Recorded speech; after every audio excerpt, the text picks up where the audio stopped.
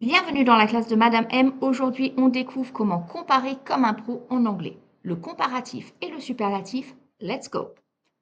Le comparatif, tout d'abord, ou comment dire que quelque chose est plus que quelque chose d'autre. Vous l'aurez compris, le comparatif, ça sert à comparer deux choses. Par exemple, this car is faster than that one. Cette voiture est plus rapide que celle-là.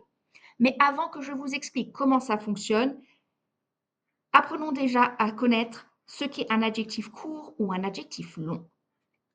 Un adjectif court, c'est un mot d'une syllabe, comme fast ou small, ou parfois il peut même avoir deux syllabes si et seulement si ce mot se termine par un Y, comme happy ou easy. Un adjectif long, lui, c'est un mot de deux syllabes ou plus qui ne se termine pas par Y, comme beautiful, expensive. Maintenant que l'on sait ça, voyons comment former le comparatif. Pour les adjectifs courts, on ajoute ER plus than. Par exemple, JK's Ferrari is faster than my bike. La Ferrari de JK est plus rapide que mon vélo. Même les vélos électriques ne rivalisent pas.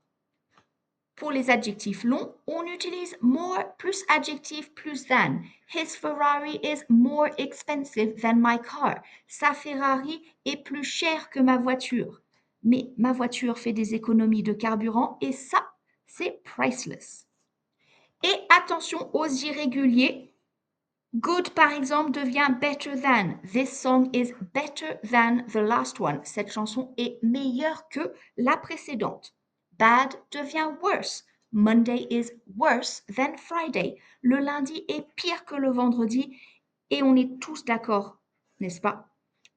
Et ensuite, far devient farther ou further than selon vos préférences. My house is further than yours. Ma maison est plus loin que la tienne. Le superlatif, ou comment dire que quelque chose est au sommet de la chaîne alimentaire. Le superlatif, vous l'aurez compris, c'est pour parler du numéro 1. Par exemple, this is the fastest car in the world. C'est la voiture la plus rapide du monde. Donc, comment le former? Pour les adjectifs courts, on met the et on ajoute est à l'adjectif. Par exemple, JK's green Ferrari is the fastest in his collection. La Ferrari verte de JK est la plus rapide de sa collection. Pour les adjectifs longs, on utilise the most plus adjectif. Par exemple, this Ferrari is the most expensive car he owns. Cette Ferrari est la voiture la plus chère qu'il possède. Le prix ferait pleurer un banquier. Et pour les irréguliers, on retrouve les mêmes. Good devient the best. This is the best concert I've seen. C'est le meilleur concert que j'ai vu. Bad devient the worst. That was the worst mistake I've made. C'était la pire erreur que j'ai faite. Promis, on ne juge pas. Far devient the farthest ou the furthest. This is the farthest I've ever traveled. C'est la plus grande distance que j'ai jamais parcourue. Maintenant, à toi de jouer. Complète ces phrases, en anglais bien sûr, avec la bonne forme du comparatif ou du superlatif selon ce qui est demandé.